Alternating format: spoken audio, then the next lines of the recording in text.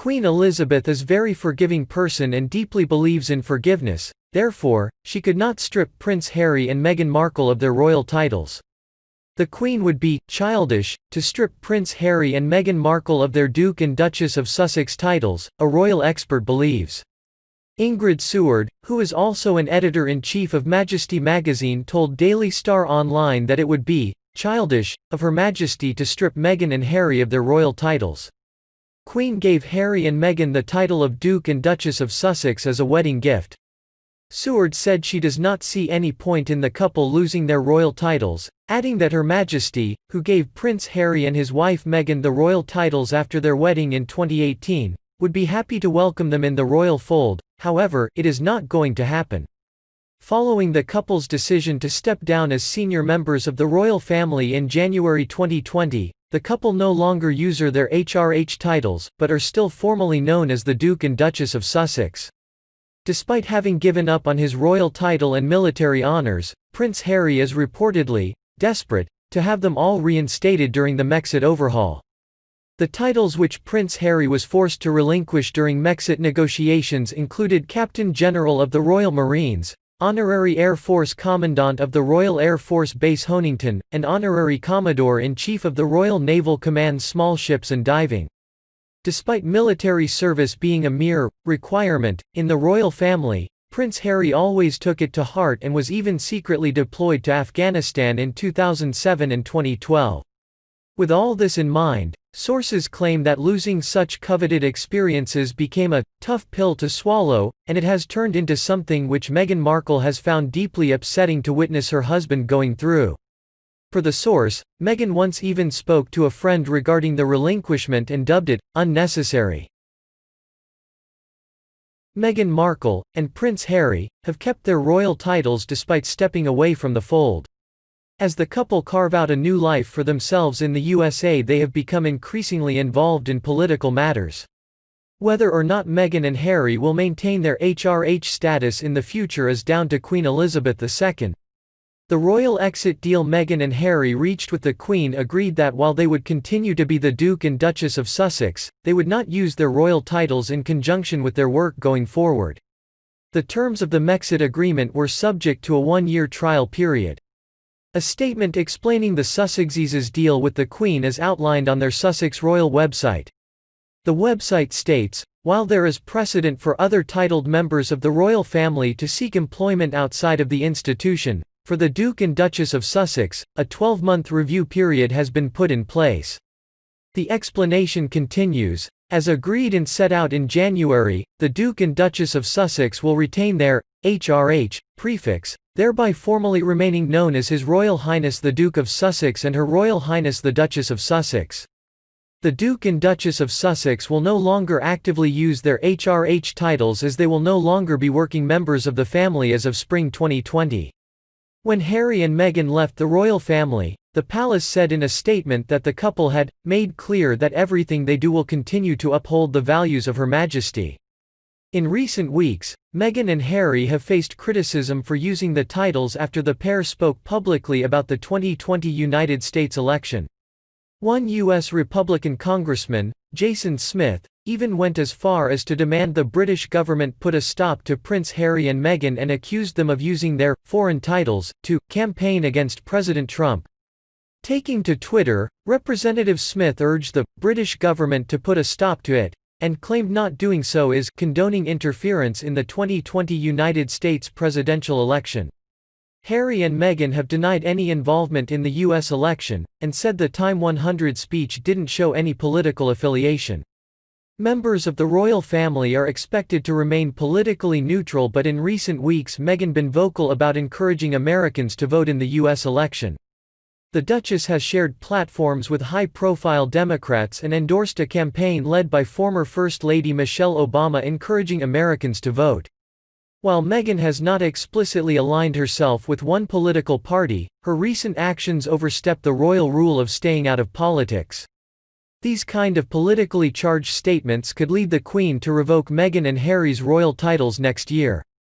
According to a royal commentator, the Queen will reassess Meghan and Harry's status in March.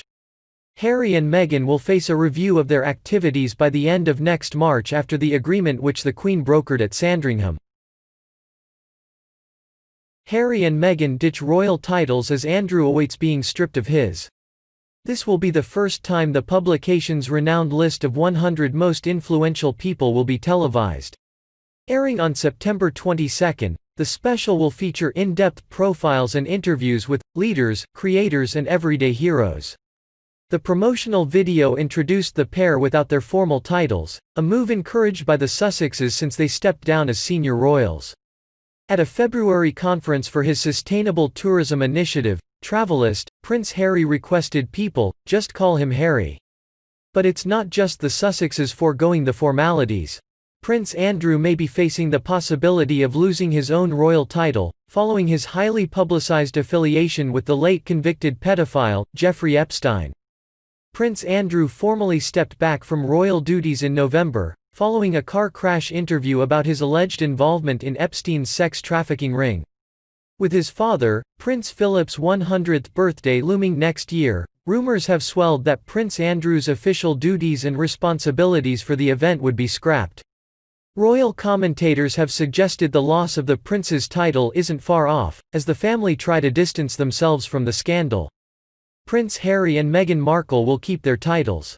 But they won't actively use their Royal Highnesses titles, as they will no longer be working members of the family as of spring 2020. One of the major questions following Meghan and Harry's announcement that they wanted to step back from their senior roles in the royal family revolved around their titles. Would they remain His and Her Royal Highness? What about Duke and Duchess of Sussex? Here's what we know about what their future plans mean for their royal titles. While they will retain their His and Her Royal Highness titles, they will no longer actively use them. In mid-January, Buckingham Palace issued a statement clarifying that beginning this spring, Harry and Meghan will step back from official royal duties and no longer use the titles His Royal Highness and Her Royal Highness. They will continue to use the titles of Duke and Duchess of Sussex. When Harry and Meghan first shared their plans, they signed the initial statement as Their Royal Highnesses, the Duke and Duchess of Sussex, indicating that they wanted to keep their royal status and titles while starting to carve out a progressive new role. Their website, titled Sussex Royal, was another indication that they hoped to both keep and continue to use their titles.